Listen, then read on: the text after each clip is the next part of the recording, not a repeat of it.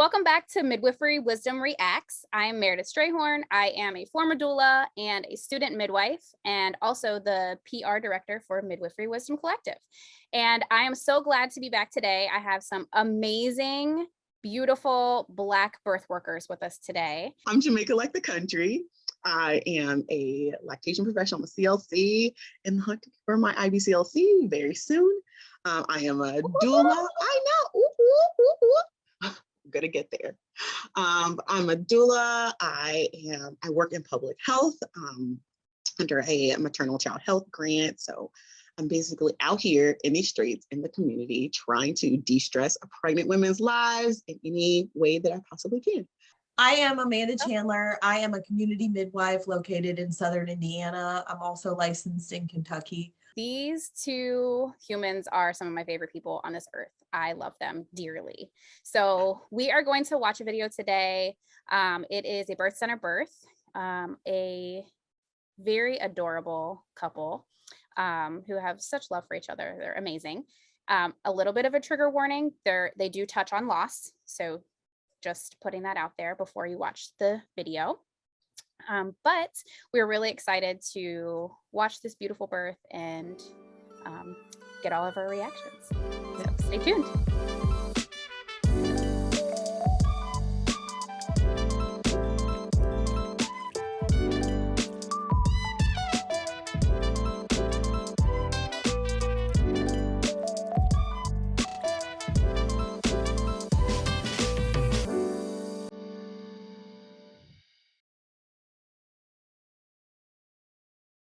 Our story begins about a year and a half ago.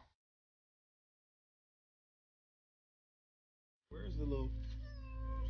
I don't know, you have to ask her. This is for me.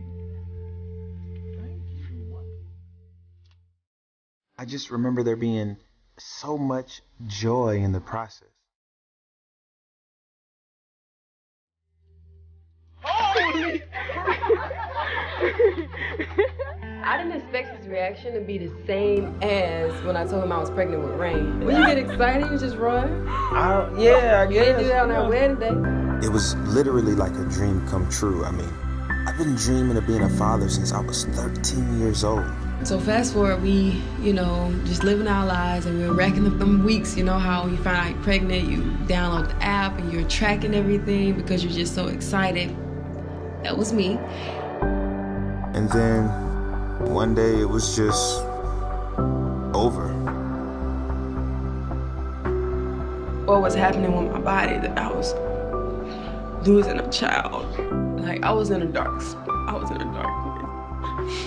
You kind of hear about it a lot, like in the back of your head, like that'll never happen to me. I've had 2 kids, naturally, no medication or anything, and I just felt like, I was healthy. I was just trying to gain understanding.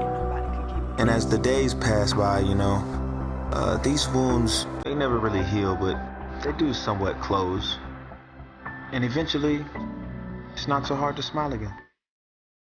Although we know it's not true, it became easy to feel like nothing good ever lasts. Hubby just brought the test home. You got this get results way faster test or whatnot. And yeah.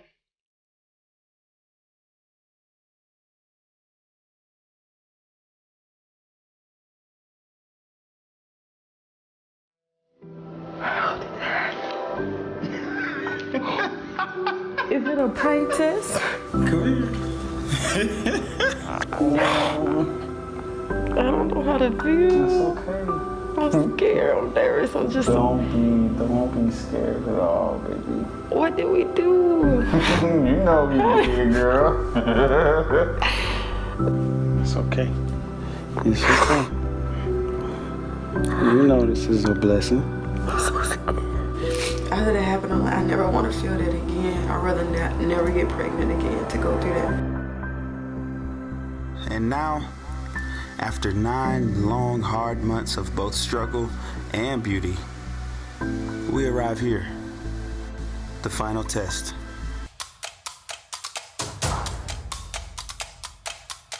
All right, y'all, she in the water just broke. and it is crazy. Like we might not make it to the hospital. Come on, bro. You have a contraction? Do you want me to help you sit down?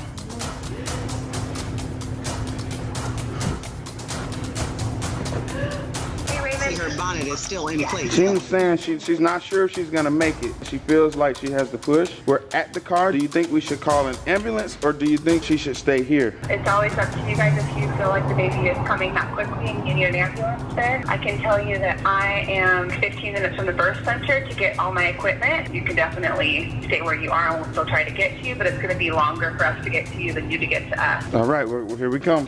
Okay, here we go. We'll just go at this point. The stops, the everything. Don't worry about it. I don't want to have her in the car. We have to go. I only had 2 contractions this morning. Yep. I told you it was real. Can I talk to you? Yes. Hold on. I'm gonna put her husband on the phone. Hello. Sir, this is 911. If you can pull over the vehicle, I can help you deliver the baby. No. Listen, I'm sorry, sir. We're not pulling this vehicle over and and doing the baby thing on the side. We're gonna make it to the birthing center. I don't know about escorts because we have to slow down, but I need somebody to know that we're gonna be moving kind of quickly. So I can get an officer to you. Do you have a cross street where you're at, sir? I'm passing by drive. Police officer just drove past me. Babe, I got like 2 more contractions. Can you track that officer down? No, I cannot. I cannot slow down. I can't stop. Here, you made it. Oh, why would they put a tip that in so inconsiderate?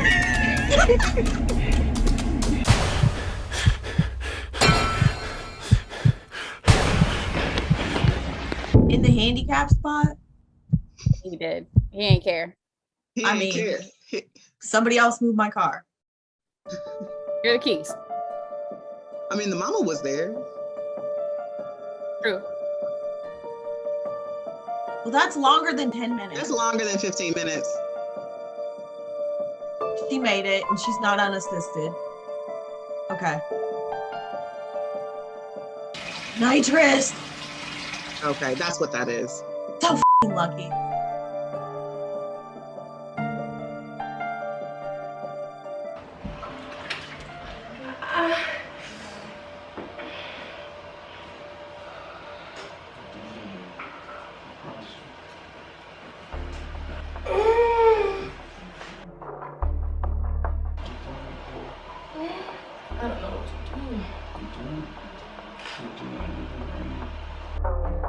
Famous words. I don't know what to do.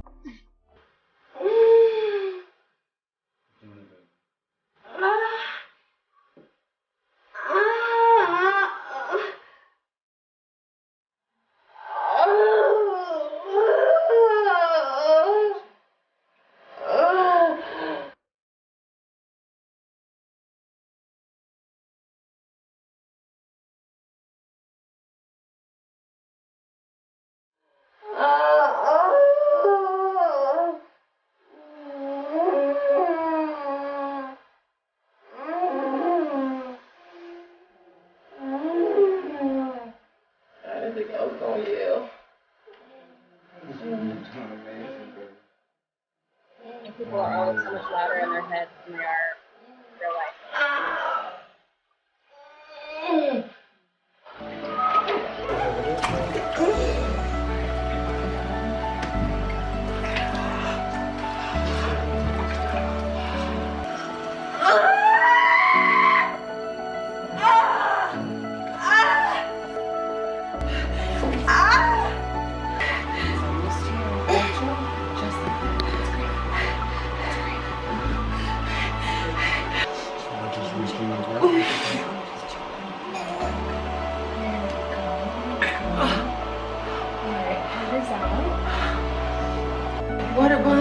Waterbirth.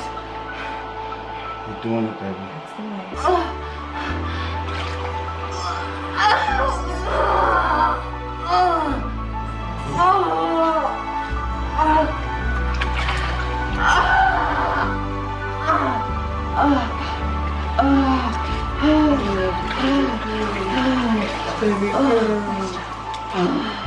Is she gonna breathe? She is breathing and she looks beautiful.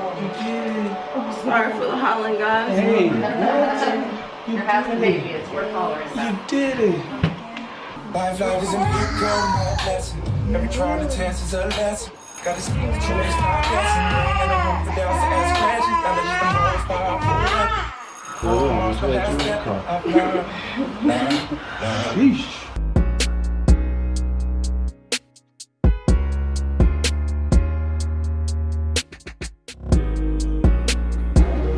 Very nice. Yeah, there we go. Yeah. Guys, this was crazy. And Sheena handled it like a straight up G. I don't remember it. You don't remember it? I mean, like. Hey, that was like 5 minutes ago. We interrupt this segment to bring you a padsicle. Padsicles are sponsored by. That was awesome.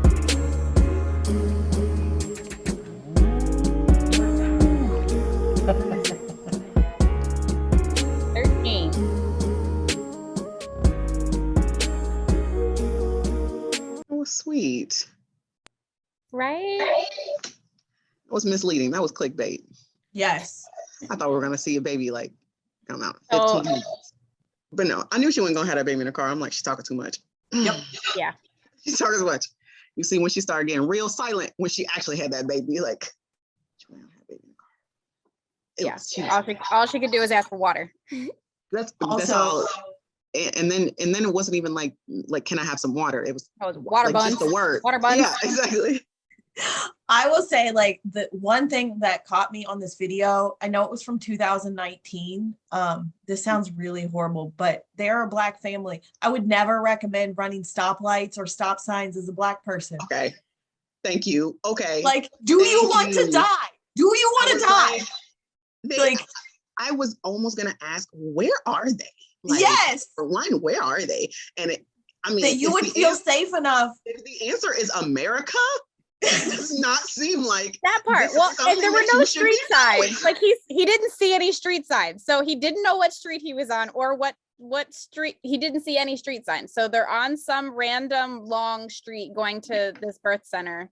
I mean, I get that. I get it, but also, sir. I mean, and the mama back there, she could have turned on her GPS and figured out what street they was on. Like, somebody.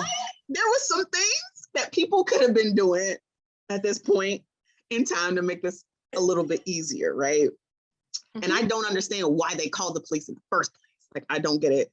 They weren't going to have that baby on the side of the road. But they don't know that. That was the mama in the backseat of the car freaking out because he even said, "Why'd you call the police?" That was the why'd you call? At this point, I do remember. I mean, I get it, for an escort, so they knew, like, hey, there's a fast car. They're going to be not what they were like, on the phone about. You weren't saying we need an escort to get to the. It doesn't seem like they were. They were just saying this person is having a baby, and we're gonna. And they're like, okay, and they're like, well, we'll come deliver you.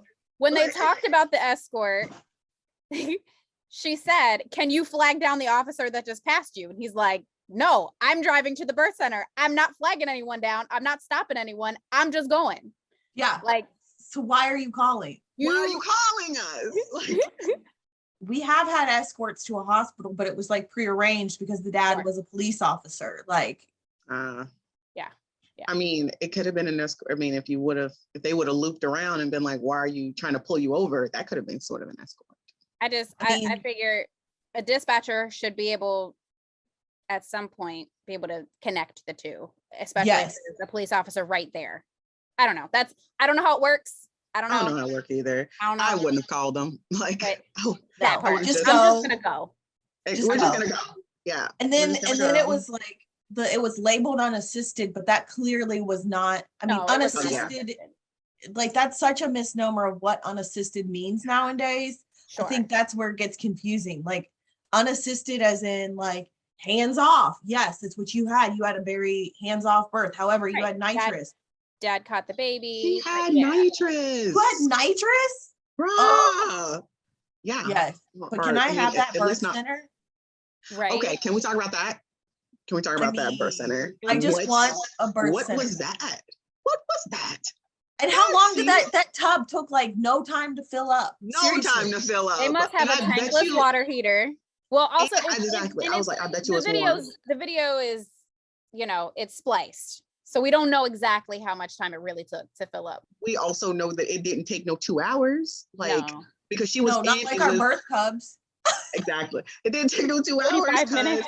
If we have good water heater. Yeah. Either way, they weren't far from the birth center, and they it sounds like they were prepared for them when they arrived too, which helped. Yeah. Boy, what I wouldn't give to have somebody just show up and have all my stuff ready for me to just work. That would be amazing. Oh, another reason we need birth centers. Yes. You just have all the tools right there. Oh my God. All of the equipment, all of the everything. Safety. That made me super jealous because like I would like to have a baby in that sort of space. But like I don't want to be at home. I don't like people in my house. That's where I'm at. So I'm like, that would be perfect. That would be perfect. But, and you know what I really appreciated was their providers really did seem overall hands off. You know, they listened appropriately. They were where they needed to be. They were very informative of like, hey, we're coming to do a pad sickle. They got her into bed, got her nursing, you know, that white, beautiful cord that they cut, you know, long after baby was delivered. Those are the things that don't fall. Like, I see those things like, yes. Yeah. And I don't often watch birth center births, in all honesty, because that's not a place I practice. When I'm giving out resources to people, I don't want them to see like, hey, this is a birth center birth, because it's not what home's going to be like. Right. It is. It's there's not as many people. It's definitely a bit more, it can be a bit more harried. Home definitely is that gentle, beautiful practice, but it isn't always perfect lighting and a clean bed to get into. Right. It just depends on the client. How prepared are you? You know, do you know this baby's coming today? Did you decide to have somebody put fresh sheets on for you? Or are we just like, oh, this is happening now? Okay, so we're Here's having where a we go. baby and this is We it. We MacGyver that shit all the time. All the time. Yeah. All the time. I love to see it. Yeah. Like, oh, pad sickles. Wait, we don't have the pretty purple Frida ones from Target. Let's open up the newborn diapers that are not going to fit your 10-pound baby. Exactly. Crush up some ice and put it in the back. We're making our own pad sickles today. Yep. Yeah. I love it. I mean, I really appreciated the postpartum care. But you know, yeah, it was a beautiful birth and just what it needed to be. And you could tell they were supported and they trusted their team. Absolutely. And that was really beautiful. And Black birth, come on. Love that. I love that. And just we love it here. Yes, right. I loved that they shared their loss with us too, that excitement, because I've been there, right? I have 4 boys. I should have 2 more children, and they had different plans. So I get that. And I like, even more so, that watching that I felt like I needed a trigger warning for that part, not trigger warning, but just like, that's what got me more than the birth anytime. Yes.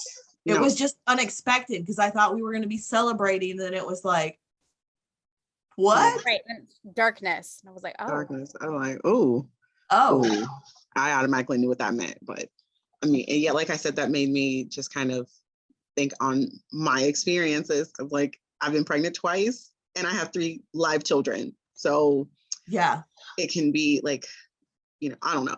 I know it resonates with me differently than anyone that's experienced a loss, but it still very much like resonates with me. Just to know like how blessed and highly favored that I am, and lucky. I will even say lucky at this point. And I haven't experienced loss, but I do have a special needs kiddo. So, you know, 25 weeks, we find out that I've got a baby with spina bifida, and they're like, you can abort, or you can maybe do these other options. And I was like, what? Stop. Wait, what? No, hold on. Like, why? First of all, why is that the first option that you're giving me? So no, that was a tough conversation, and it was tough to trust that provider for the rest of that care. I mean, eventually he came around and everything was good. And he ended up becoming one of my favorite doctors, but that initial interaction was just like, wait a minute, like, I have one perfectly healthy child, and this whole interaction seemed like it was perfectly normal because it's what we went through the last time. But now you're telling me that like this isn't normal. It's not normal to have to have the physician come in and do a consult with you after your ultrasound. I just thought that's what we do, you know? I don't know. So it was. Yeah. With my twins, I was told that I have the perfect twins for a selective abortion, if that was what I needed. And I'm just like, for one, remember, I'm 20 years old and I'm barely okay with being pregnant in the first place. So I'm like, wait, what? And I don't even remember anyone giving me like a super explanation on that. I had to Google it. And I'm like, wait a minute. Because before they said that, they said, since there's no twins in my family, okay, I have a set of twins. They're going to be 8 on Wednesday. Yeah. But they told me that they were twins, and they said, well, don't be surprised that the next time I come in that I only have one, because one could have absorbed the other one, because I don't have any twins in my family. And I was like, okay. So now at first thing they tell me that one might eat the other one. So this sounds horrible. And then they told me that, you know, if I'm not ready, like abortion is always an option, and that these are the perfect twins for a selective abortion. And I'm just like, I don't even know what perfect twins. I didn't even understand like just different sorts of twins in the first place. Remember, I was freshly 20 years old, and because they were fraternal, like in their own sex, they had their own placentas and everything. So like, just choose which one you want. Yeah, well, I mean, they said that it would be my baby A. So that would have been because his placenta was the closest to my cervix, and they were like, maybe this could do some like previous sort of things. But I was early on, so they couldn't really tell anything. But but they said it would most likely like be my baby A. And so I would have never had my first son, my baby boy, if I was like, yeah, take the first one. I don't know, but having those conversations with, I mean, especially no one explaining those sort of conversations. And then why was that? That's the point that I was trying to make. It's like, why is this the conversation? Like, no one's offering any sort of report, but they're like, if you want to get rid of one, you can do that. You want to get rid of two, we can do that too. I'm like, oh, and then don't get your heart set on having twins because one might eat the other one. So right. That's so crazy. I was like, that's crazy. Yeah. So I left that practice, and good. Yeah. Oh yeah. After that one, I was like, and I went somewhere else that don't get me wrong, I had my issues with, but I had 2 beautiful babies in the end, and I'll take it. And this is why we are out here changing what birth looks like. Yes. Especially for Black women. Because especially because we have a different experience. We don't get all the foo-foo, fluffy unicorns and sunshine sugarcoating, trying to make you feel good that other women experience. No. We don't. No, we get that your baby is failure to thrive and you need an induction and you have a 51-hour labor. Oh, is that what happened? And then what how big was your baby? Was your baby actually failure to thrive? 4 pounds 9 ounces. So he was little at 36 weeks, but okay. Also, there were so many other factors of like, he's 36 weeks. Let's do some more serial ultrasounds. And you don't know what you don't know till you know it. Mm-hmm. And you can't advocate for yourself if you are just trusting your provider, thinking that they have your best interest at heart. And as we've heard, that's not always the case. No. Numbers are so important sometimes. So yeah. I mean, do you know how many clients that I have supported that were told like, oh, well, their baby's measuring small, or they have an SG, like small for gestational age baby. Yes. And then they end up birthing these 7-8 pound babies. And I'm just like, yeah, I'm just saying, just plus or minus 2 pounds is huge. And I'm just saying, I mean, to mark someone as like your baby, like not necessarily saying failure to thrive, but saying like your baby is like there's no room for your baby to do anything. Your baby is marking really small. Like we need to do something now. And I'm just like, or we don't, or we can say, and especially we're 35 weeks. Can we take a breath? And I always tell my clients that like, let's take a breath. Like, I love that. Let's take a breath. Let's take a breath, let's just do some pause in all of this, because it's getting super overwhelming and they're not breaking down everything that they're telling you, especially when they would come back and tell me all these things that I'm like, okay, wait a minute. Because last week, none of this stuff was said. Exactly. Right. That's where we use the brain, the benefits, the risks, the exactly. alternatives. What does your intuition say? And what if we do nothing? Exactly. And that's what the pause is. It's like, hold on. We're about to, take the next couple of hours and not think about this at all, is what I tell a lot of my clients. Like, we're going to distract ourselves with something else. So when we come back into this, we're fresh. We got fresh legs. So we're able to run this marathon that, which is what your provider is basically telling you that it's going to be, and then we never know. It might be a sprint, it might be cross country. We don't know what we're going to do, but let's take a minute. Let's use our brain, and we're going to get through this together. But I have had multiple clients that had perfectly after 50 something hours of induction, right? Yes. My longest birth was 72 hours. And I'm just like, why? I almost quit after that one. It makes you question. I'm just like, I am not doing this right. Like, I am not in the right field. I can only imagine what this mom was going through if I was going through what I was going through. And I'm not even pregnant. I could only imagine. Yeah. So 72 hours is my longest one. But looking back at this birth, I'm so glad to see. Also, like, notice she almost had a 10-pound baby, and she was not a large person, but not one time did they ever talk about this baby's too big for your body. Too big for your body. Yeah.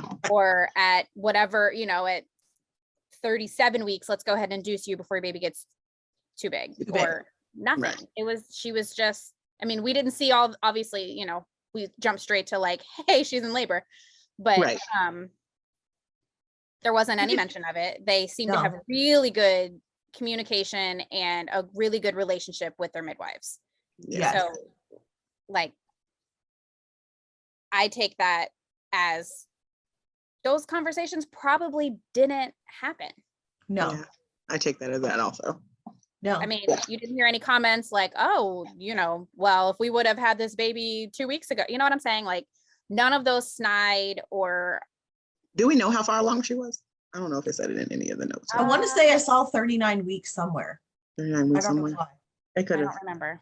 But I was like, maybe in my head, it was 39 weeks, because I'm like, oh, that's a cheesy baby still.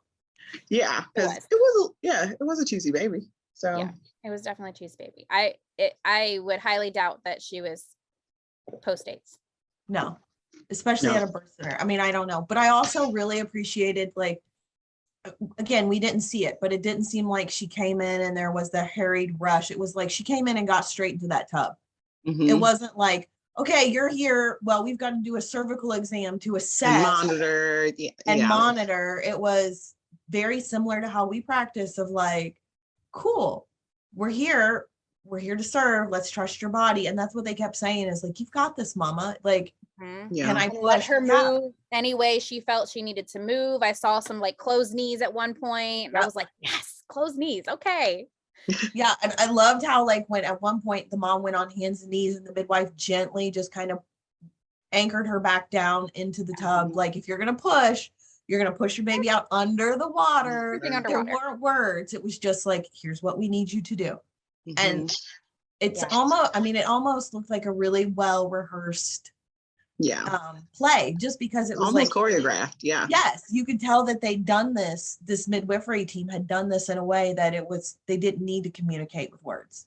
Right. Yeah. And they are really in tune with their clients, which is how it should be, is just, you already have this is what the client wants. How best do we accommodate that? Absolutely. Yeah. That's exactly it. It's just interesting to see the nitrous oxide. I've only experienced one labor that they were able to use nitrous oxide, but she was not able to be in any water with the nitrous oxide. Yeah, so I've only seen one as well. And was that a rule that they weren't allowed to get into any water? I'm trying to think, when she had her nitrous. I don't even remember. I don't remember what all had transpired in that labor, but I know she was in the bed. So I don't mine was in the bed also. But at some point she had an epidural, but I don't know when that was. I remember she wanted to get in the tub, but they told her if she had the nitrous, then she was not a candidate for getting. Because you're not allowed to walk around for 6 hours after you've had it. Yeah. Really? So there's so many like.